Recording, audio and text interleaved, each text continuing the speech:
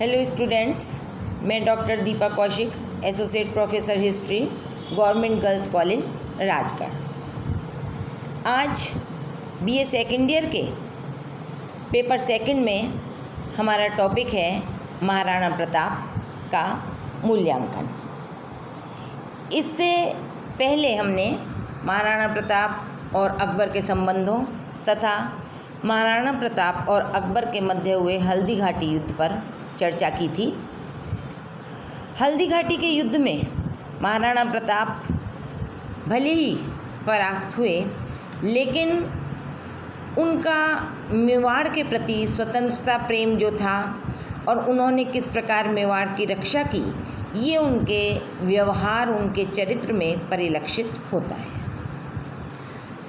पृथ्वीराज चौहान, राणा कुंभा, राणा सांगा और राव मालदेव ने राजपूतों की सर्वोच्चता एवं स्वतंत्रता को कायम रखने के लिए जिस मार्ग को चुना था, उस मार्ग पर स्वतंत्रता की अमर ज्योति को प्रज्वलित करने वाले अंतिम राजपूत शासक राणा प्रताप ही थे। राणा प्रताप की मृत्यु के साथ ही यह गौरवमयी अध्याय समाप्त हो गया। प्रताप जो थे, उनके राज्याभिषेक के समय लगभग आधा मेवाड़ मुगलों के अधीन आ गया था और शेष आधे भाग पर अधिकार करने के लिए अकबर प्रयासरत था। महाराणा प्रताप मेवाड़ की स्वतंत्रता तथा सिसोदिया वंश के गौरव को बढ़ाए रखने हेतु दृढ़ संकल्प थे। अकबर के पास जहाँ साधनों की कोई कमी नहीं थी, वहीं प्रताप को सीमित साधन जुटाने हेतु अथक परिश्रम करना पड़ता था। हल्दी घाटी युद्ध के बाद तो प्रताप को अपना अधिकांश जीवन दुर्गम पहाड़ियों और जंगलों में बिताना पड़ा। सम्मुख युद्ध के स्थान पर प्रताप ने छापामार युद्ध पद्धति तथा आदिवासी भीलों का सहयोग लिया। इन्होंने लंबे समय तक अपनी पर्वतीय युद्ध पद्धति से सम्राट अकबर के उद्देश्यों को असफल किया। स्वयं अनेक कठिनाइयों का सामना करते हुए भी वे अपने आदर्शों से नहीं डिगे। प्रताप की दृढ़ता, धैर्यता, अडिग आत्मविश्वास ने अकबर को हमेशा परेशान किया। चित्तौड़ व मांडलगढ़ के विजय अभियान के बाद मेवाड़ विजय अभियान अकबर ने प्रारंभ किया, परंतु 30 वर्ष के अथक परिश्रम के बाद भी उसके प्रभुत्व की सीमाएं सिमट कर रह गई। तो राणा प्रताप में कुछ ऐसे गुण थे जिनसे कि अकबर भी बहुत अधिक प्रभावित था। राणा प्रताप के नैसर्गिक गुण, सादा जीवन, अदम्य साहस एवं दयालुता ने उन्हें सभी का सम्मान व प्रेम भाजन बना दिया था। स्वयं अकबर भी उनके गुणों से प्रभावित थे। ये कहा जाता है कि जब प्रताप की मृत्यु की सूचना अकबर को मिली तो उन्होंने नम नेत्रों से उनके नेत्रों से अश्रु बिंदु लुढ़क पड़े। ये दर्शाता है कि भले ही राजनीतिक तौर पर अकबर और प्रताप के संबंध मधुर नहीं थे, वो मेवाड़ को हस्तगत करना चाहता था अकबर, लेकिन वो प्रताप से बहुत अधिक प्रभावित थे। तो ये एक तरह से उनकी विजय ही थी। हल्दी घाटी के युद्ध में प्रताप द्वारा समस्त सेना को एक साथ संघर्ष में धकेलने व स्थिति की गंभीरता को देखते हुए युद्ध से बच निकलने के आरोप को कुछ इतिहासकारों ने राजपूती परंपरा के प्रतिकूल बताया है, परंतु उनका यह कदम सर्वथा नीति संगत था, क्योंकि ऐसा लगता है कि उन्हें ये लगा होगा कि अब उन्हें अपनी हार सामने दिखाई दे रही थी, तो ऐसे समय में बहुत अधिक समय तक शत्रु की सेना का सामना करना उन्होंने उचित नहीं समझा।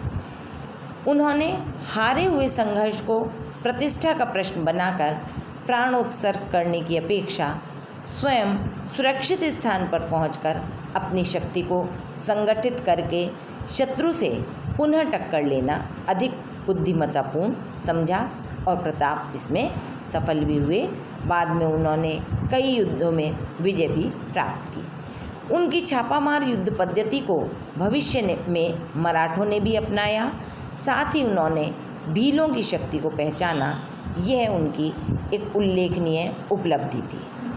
प्रताप ने मेवाड़ की स्वतंत्रता व मुगलों के विरुद्ध जो संघर्ष जारी रखा, उसके लिए कुछ विद्वान प्रताप को दोषी मानते हैं। लेकिन इस संदर्भ में डॉक्टर गोपीनाथ शर्मा के मत पर दृष्टि डालना आवश्यक है, क्योंकि उनका मानना है कि अमर सिंह को प्रताप की विरासत के कारण संधि नहीं करनी पड़ी, वरन उसमें अपने पिता के समान योग्यता, दृढ़ता और आत्मविश्वास का अभाव था।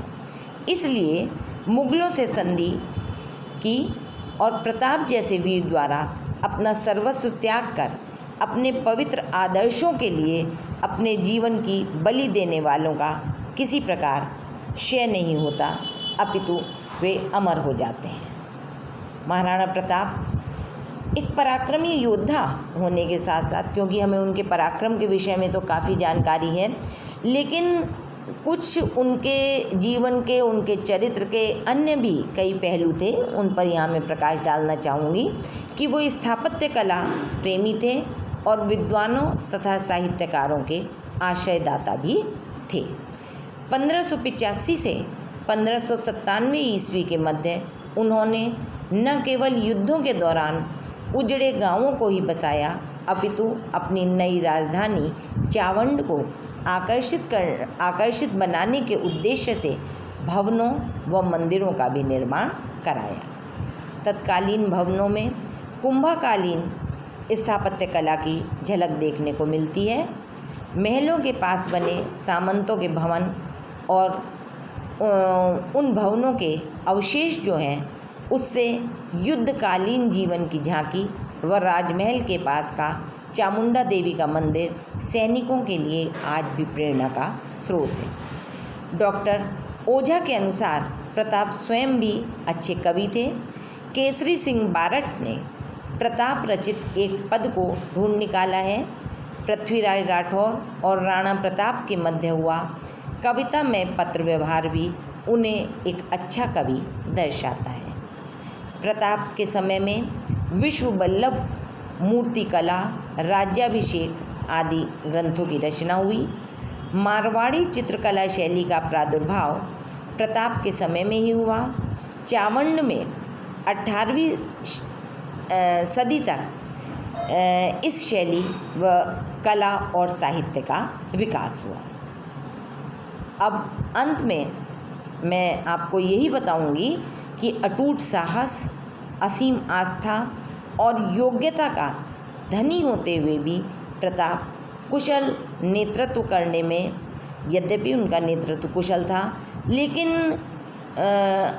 अन्य या कहना चाहिए अकबर के समान वे उतना सफल नहीं हो पाए, क्योंकि वे न तो हिंदू राजाओं का सहयोग ही ले पाए और न राजा टोडरमल जैसे वित्तीय क्षेत्र में दक्ष व्यक्ति के सहयोग से अपने राज्य को समृद्धि की ओर ले जा पाए। परंतु उस युग में जिस महान शक्ति के विरुद्ध उन्होंने अपनी स्वतंत्रता को अक्षुण्ण बनाए रखा, वह निश्चय ही प्रशंसनीय है और वो उनकी महानता को अक्षुण्ण बना देता है।